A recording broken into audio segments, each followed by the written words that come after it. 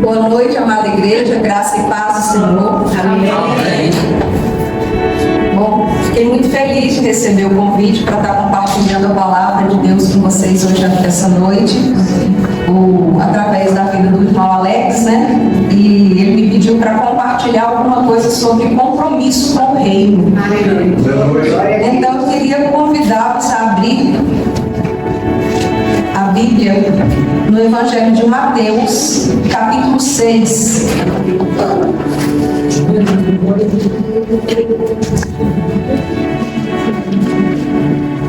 Evangelho de Mateus, capítulo 6.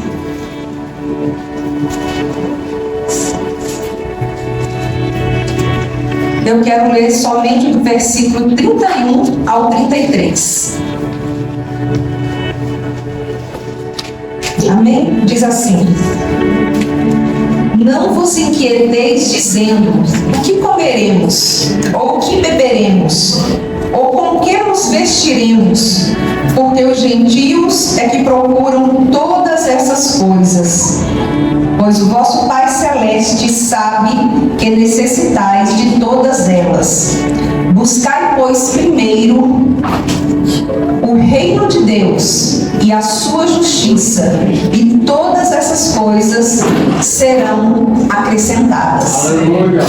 Papai, muito obrigado por essa oportunidade de compartilhar a tua palavra, e eu peço que teu Espírito Santo tenha liberdade de agir, de falar, de tocar nos corações, de mudar dentro de nós aquelas coisas que estão fora do lugar, para que nós possamos dar prioridade àquilo que o Senhor tem como prioridade para a nossa vida, Senhor.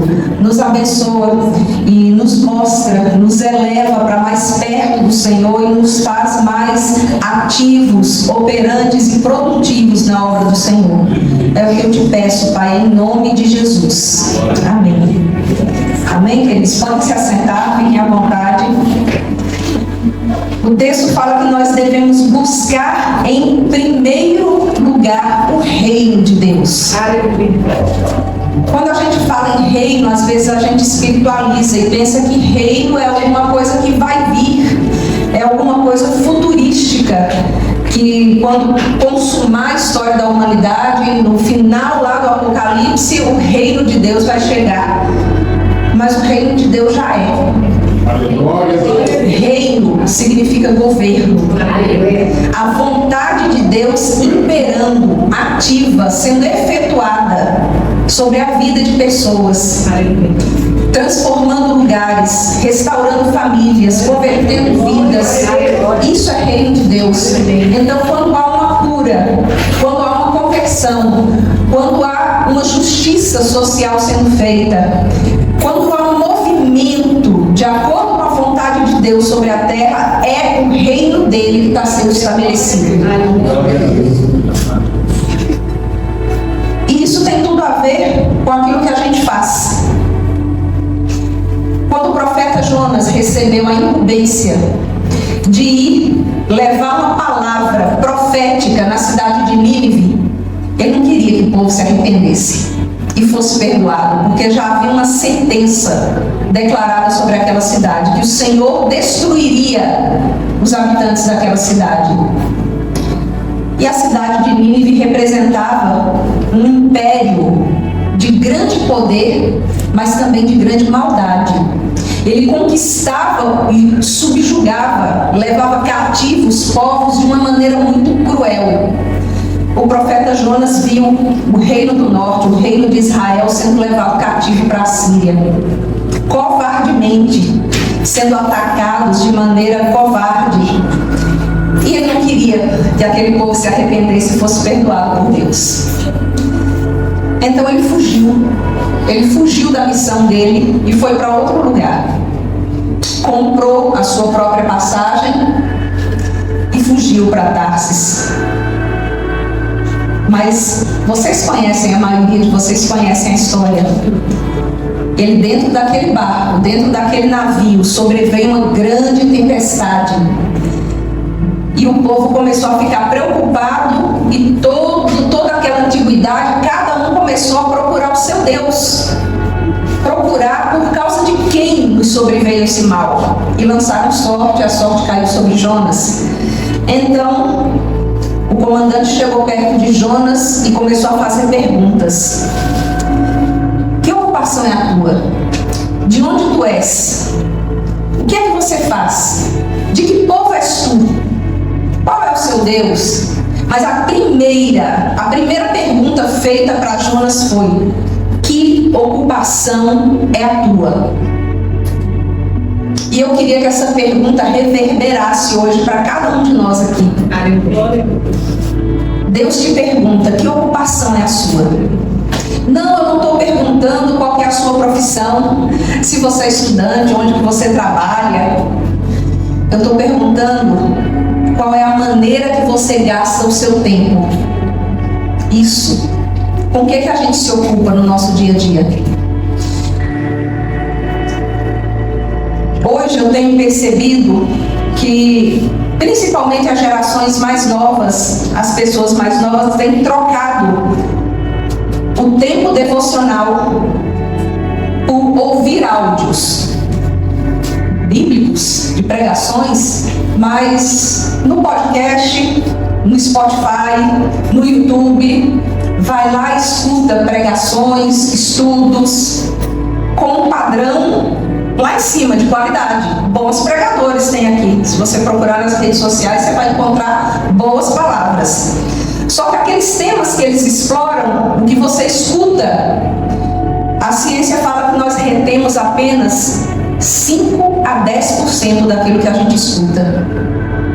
E a gente tem deixado de buscar na fonte, que é a palavra de Deus, para ter um relacionamento terceirizado, através de terceiros, áudios, vídeos.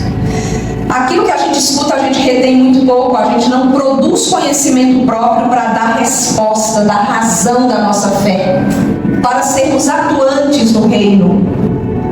Sabe, um pregador que fala muito bem sobre as últimas coisas, sobre o Apocalipse. Aí quando alguém te pergunta sobre a volta de Jesus, como aquela jovem veio aqui trazer a reflexão, você fala assim: olha, tem um pregador muito bom no YouTube que fala sobre isso, mas você mesmo não sabe falar. Porque não gasta tempo, nós não gastamos tempo mais buscando na fonte. E a gente busca somente o conhecimento de terceiros, que não fica retido, não fica aqui, fica lá, fica na tecnologia, não fica na sua mente, não fica na sua cabeça. Nós precisamos gastar tempo com Deus, com a palavra de Deus, bebendo da fonte. Sabe, a gente precisa se alimentar e se dessedentar, para com fartura, tendo, a gente também ter o que dá para os outros. Amém. Isso é partilhar o reino, é ter compromisso com o reino. Muita gente acha que ter compromisso com o reino é fazer muitas coisas, é ter um cargo na igreja, é participar do ministério.